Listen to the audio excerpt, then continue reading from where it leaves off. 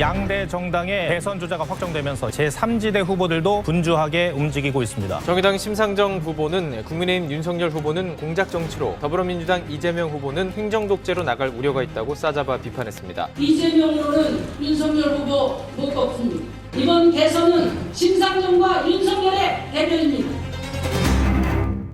예, 일찌감치 심상정 후보를 대선 후보로 확정지은 정의당. 어제는 선대위 발족식을 열고 본격적인 대선 레이스의 시작을 알렸습니다. 이번 대선을 두고 민주당 대 국민의힘, 이재명 대 윤석열의 양강 구도가 될 거라는 전망이 나오는 상황에서 심상정 후보는 이렇게 외칩니다. 이재명으로는 윤석열 못 잡는다. 이번 대선은 심상정 대 윤석열의 구도가 될 거다. 자, 정의당 심상정 대선 후보에게 직접 설명을 들어보죠. 어서 오십시오. 네, 안녕하세요. 아니, 후보님, 뭐 이제 그 본선의 대진표가 어느 정도 확정이 됐으니까 네. 다시 이 질문으로 시작해야 될 것 같아요. 왜 이재명도 윤석열도 안철수도 김동연도 아닌 심상정인가? 뭐 여러 차례 말씀드렸는데요. 저는 지난 20년 동안 오로지 시민의 더 나은 삶을 위해서 진보 정치 한 길을 걸어왔던 사람입니다. 예. 그리고 뭐 기득권에 기대지 않았고 재벌 눈치 보지 않았습니다. 네. 그리고 시대 정신을 관통하는 철학과 비전 다른 후보보다 더 확실하게 준비되어 있다. 이런 말씀 드리고요. 이제 기득권의 중심에서 특권과 반칙에 익숙한 이런 분들이 뭐 기득권 타파 또 공정 이렇게 이야기하는 거 실행되는 거 본 적이 없습니다. 예, 그리고 무엇보다도 저 심상정은 뭐 털어서 먼지 날 게 없습니다. 털어서 예, 예. 진짜 안 나세요? 네, 네. 하나도? 우리 국민들과 예. 잘 소통하는 그런 공기 속의 먼지 정도가 제일 그래서 그 사법적 예. 검증대를 통과할 필요가 없다. 심상정은 불안한 후보가 아니라 신뢰할 수 있는 후보다 말씀드리고요. 무엇보다도 87년 민주항쟁 이후에 우리 사회의 과제, 민주화 이후의 민주주의. 예. 그러니까 시민의 삶이 선진국인 나라로 나가는 그런 대전환의 정치에 최적화된 후보다. 심상정으로 정권 교체하시면 정권 교체를 넘어서 시대 교체가 된다.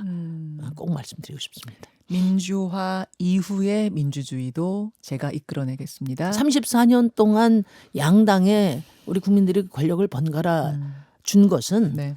이제는 이제 독재는 끝났으니까 시민의 삶을 선진국으로 만들라는 이제 그 숙제를 줬다고 봅니다. 예. 예. 그게 그래서 지금 34년 동안 유보돼 있죠. 더 어려워졌죠. 그러네요. 그것이 바로 심상정의 할 일, 네. 내가 대통령이 돼야 하는 이유다 밝히셨어요. 어제 정의당 선대위 발족식에서 가장 화제가 됐던 발언은 조금 전에 들려드린 그 발언. 민주당 이재명 후보로는 국민의힘 윤석열 후보 못 이긴다, 못 꺾는다. 이번 대선은 심상정 대 윤석열 구도가 돼야 한다.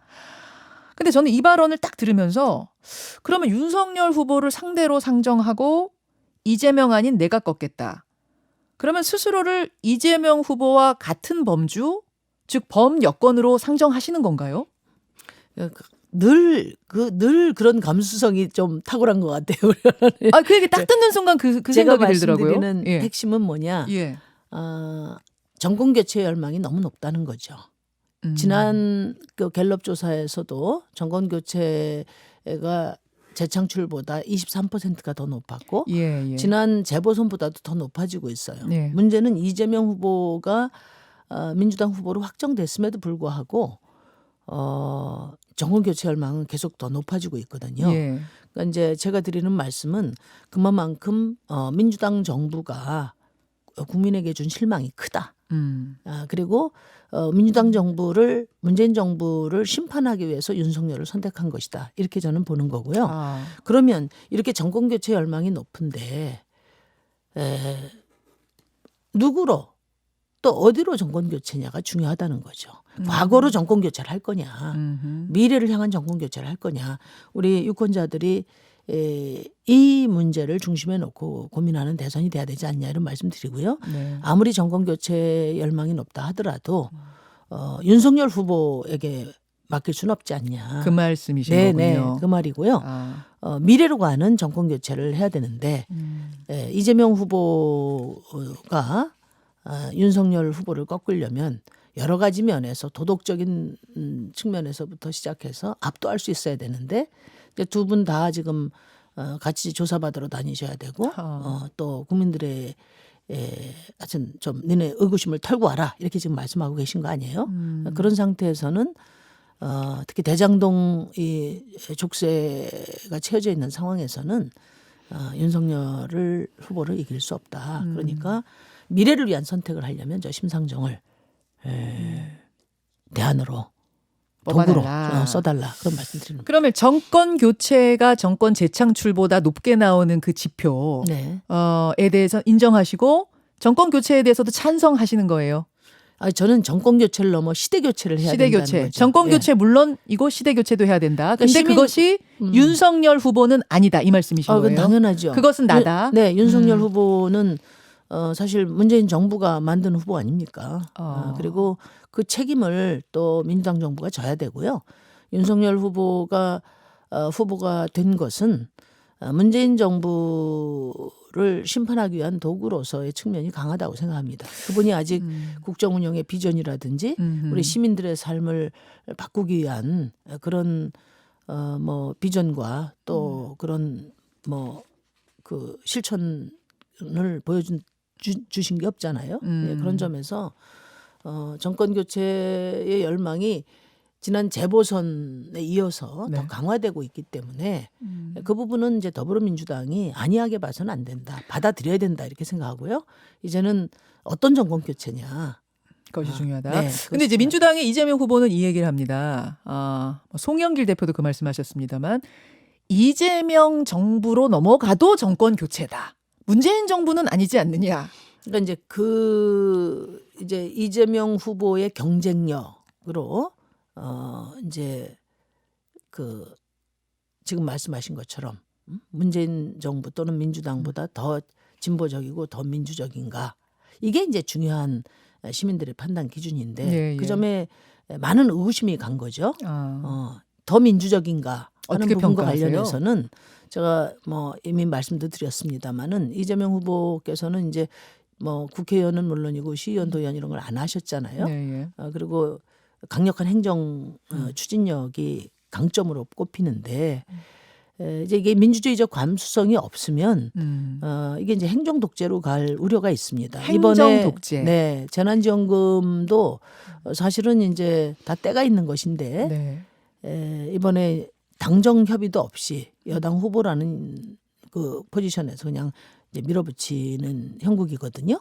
그리고 이제 재난지원금은 정기 예산 심의에서 하는 게 아니고 추경에서 하는 겁니다. 연내 추경이 있을 수가 없는 상황이에요. 네. 근데 그럼에도 불구하고 지금 정부를 압박하고 있습니다. 아니, 그래서 저는 복지와 관련해서는 정의당이 워낙 중시하기 때문에 네. 전국민 재난지원금은 찬성하시나 했는데 아니시네요. 아니 그러니까 비가 올 때는 우산을 쓰고 예. 뜨거울 때는 양산을 쓰는 거죠. 예. 재난지원금 자체를 반대하는 게 아니라 지금은 재난지원금의 시간이 아니고 지금은 위드 코로나를 안착시키기 위한 공공의료체계에 예산을 집중해야 될 때다. 그리고 못다한 우리 자영업자 손실보상에 더 써야 된다. 이 말씀을 드린 거고요. 두 번째는 이제 더 진보적인가. 예, 예. 그 점과 관련해서는 이재명은 합니다인데 요즘엔 나중에 합니다인 것 같아요. 예. 어제 그 차별금지법과 관련해서도 긴급한 게 아니다. 그러니까 차별금지법이 긴급하지 않으면 이재명 후보가 대통령이 되는 것도 긴급하지 않다. 차별금지법을 나중에 할 거면 대통령도 나중에 하시라.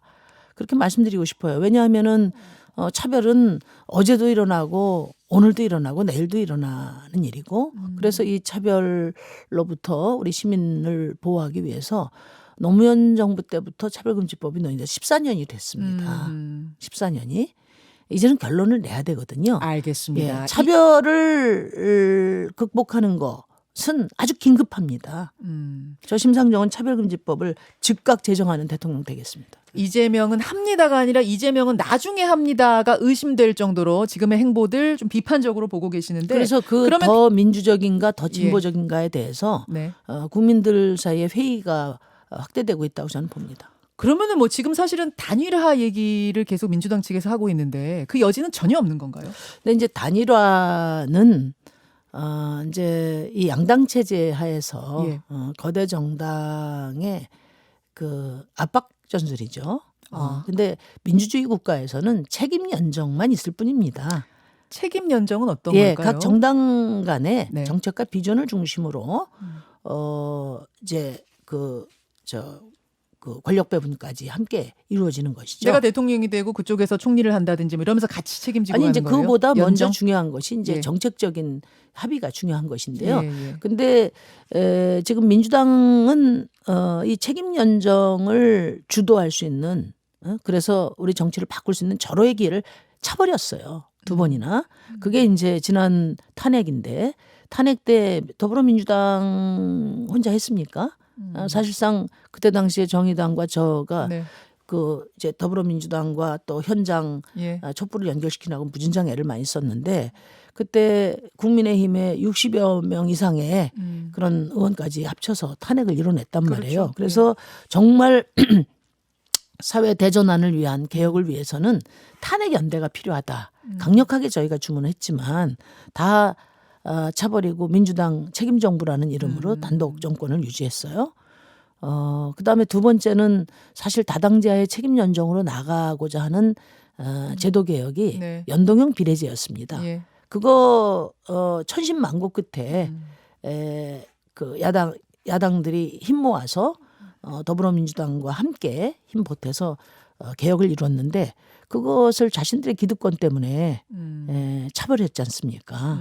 그러니까 사실은 더불어민주당이 다른 정당들 물론 뭐 근본적으로 개혁성이 후퇴돼서 과연 이제 더불어민주당이 함께 할 수 있는가에 대해서 근본적인 회의가 있지만 네. 이제 책임 연정의 차원에서도 그 결정적으로 중요한 정치 교체의 역사적인 그런 기회를 스스로 차버렸다. 오로지 그냥 자신들의 기득권에만 혈안이 되어 왔다. 정리하자면 단일화 그거 아니다. 완주한다. 그렇게 해석하면 됩니까? 단일화는 이제 그 말 자체도 역사적 시효가 끝났다고 봅니다. 아, 말 자체도 네. 꺼내지도 말아라. 예. 아, 그렇게 보시는군요. 뭐 사실은 이재명 후보는 심 후보 본인은 완주 의지 표명하지만 정치는 정치인이 아니고 국민이 하는 거다. 그러니까 아직까지도 그래서 그 정치 공학적인 그런 논리로 접근하는 거죠. 그러니까 정당은 서로 다른 시민을 대표하는 거거든요. 예. 지금 양자 대결만으로 간다면은 수많은 우리 사회의 다양한 시민들의 이해와 요구가 네. 배제되는 대선이 될 겁니다. 알겠습니다. 예. 저는 그분들의 마이크를 단호히 지킬 것입니다. 하지만 현실은 또 지지율의 현실의 벽이 있지 않습니까? 그래서 이제 제3지대 후보들 안철수 후보, 김동연 후보, 심상정 후보 이런 분들이 함께 뭔가를 좀 돌파하지 않겠는가 이런 이야기들도 나오던데 심상정 후보님 만나자고 하셨어요. 안철수 후보, 김동연 후보 좀 만납시다. 이건 왜 그러신 건가요?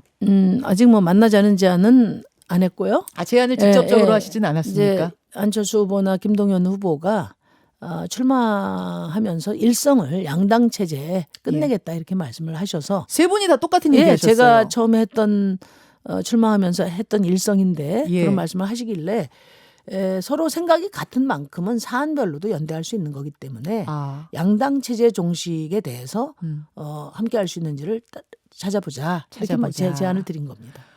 공식 제안은 아직 안 갔지만 물밑으로 이렇게 좀 분위기를 보면은 다 오케이 하실 분위기입니까? 그래서 김동연 후보는 적극적인 의지가 있는 것 같고요. 이제 안철수 후보님은 뭐 잘 모르겠습니다. 오히려 지금 생각이 굉장히 복잡하신 것 같아요. 예. 복잡하실 거예요. 그분들과 함께 그러면 책임 연정을 구상하고 계십니까? 아니 심 뭐 후보님? 거기까지 고려하고 있지 않습니다. 왜냐하면 뭐 아니고요. 아직 공약을 어떤 비전과 정책을 갖고 계신지 공약을 본 적도 없어요. 그렇기 때문에 말씀하신 만큼 예. 양당 체제를 종식하겠다는 말씀만큼 예. 또 협력할 수 있는 방안을 제시한 겁니다. 알겠습니다. 알겠습니다. 아, 심상정 후보의 공약. 지지율이 안 올라간다고 하셨는데 네. 이제 오랜 세월 동안 우리 국민들이 양당 중에서 선택을 사실상 이렇게 강요해 왔거든요. 그런 면이 예. 있죠. 그런 어떤 그 하나의 그 관행과 음. 또 제도의 어떤 전환, 그러니까 시민 전략의 전환이 이루어지기 위해서는 이제 많은 고민의 과정이 필요하다고 보고 예. 앞으로 4개월 남은 기간 동안에 예. 진짜 찍을 후보가 없는데 우리가 여기서 뭐 차악의 선택도 아니죠. 최악 중에 고르는 선택을 해야 되나. 저는 우리 시민들 절대 그런 선택은 하지 않으실 겁니다. 지금 마음 못 그러면- 정하셨다는 분이 절반이 넘으니까요. 네네. 모르는 그래서, 거죠, 진짜. 당이 작으면 작더라도 준비된 후보, 믿을 만한 후보를 선택하시면 그 시민의 힘으로 네. 정치 재편도 이루어지고 네. 그래서 24년도에 정말 명실상부한 다당제 하에 책임 연정 시대를 열 수 있다. 그러니까 이번 대선은 대통령 한 사람 뽑는 것으로 끝이지 않고 시민들이 34년 동안 지속된 양당 체제를 종식시켜서 네. 다당제 하에 연정으로 나가는 그런 계기로 삼아달라. 지금 그런 말씀을 드립니다. 심상정 후보가 강조하는 게 뭔지 꿈꾸는 그 모습, 그 정치의 모습은 뭔지는 말씀해 주셨고 그 외에 이 공약에 집중해 주십시오. 이거 중요합니다. 대표 공약 하나 소개해 주십시오. 지금 뭐 제가 말씀드린 신노동법과 주사일제는 우리 시민들이 지금 밀고 가고 있습니다. 아하. 그러니까 시대 정신은 시민의 열망이 만드는 것인데 주사일제 이미 근데 시대 정신이 됐어요. 그 네. 임금을 그대로 지금처럼 유지하면서 주사일제 하는 게 무리는 없을까 현실적으로? 임금 삭감이 얘기가 되려면은 이제 주사일제를 했을 때 생산성이 저하된다. 이래야 이제 얘기가 되는데 아. 이제 OECD 지표나 또는 지금 우리 KDI에서 조사한 걸 보면 주사일제를 하면 1인당 평균 1.5배의 생산성 향상이 있다는 겁니다. 그렇기 때문에 임금 삭감 이야기가 나올 건 없고요. 이제 중요한 것은 규모별, 기업 규모별 예. 또는 산업별, 업종별 격차. 특성이 있으니까. 이 문제를 어떻게 최대한 단축할 거냐. 네. 저는 신노동법을 병행 추진해서 음흠. 전 국민 주사일제를 어. 실시할 예정이고 주 5일제 실시가 그 제도화되는데 5인 미만 사업장을 제외하고 7년 됐거든요. 맞아요. 5인 미만 사업장까지 포함해서 5년 이내로 단축하는 로드맵을 만들어서 이제 제시를 하겠습니다. 네. 대선 레이스 이제 막 시작됐고 또 모실 기회가 있을 겁니다. 네네. 다른 공약은 그때 또 확인하도록 네. 하고요. 오늘 네, 고맙습니다. 감사합니다. 정의당 심상정 후보였습니다. 김현정의 뉴스쇼는 청취자 여러분의 참여로 이루어집니다. 트위터, 페이스북, 레인보우 게시판, 그리고 단문 50원, 장문 100원의 유료 문자 샵 1212, 우물정 1212 통해 참여하실 수 있습니다. 김현정의 뉴스쇼, 여러분과 함께 만듭니다.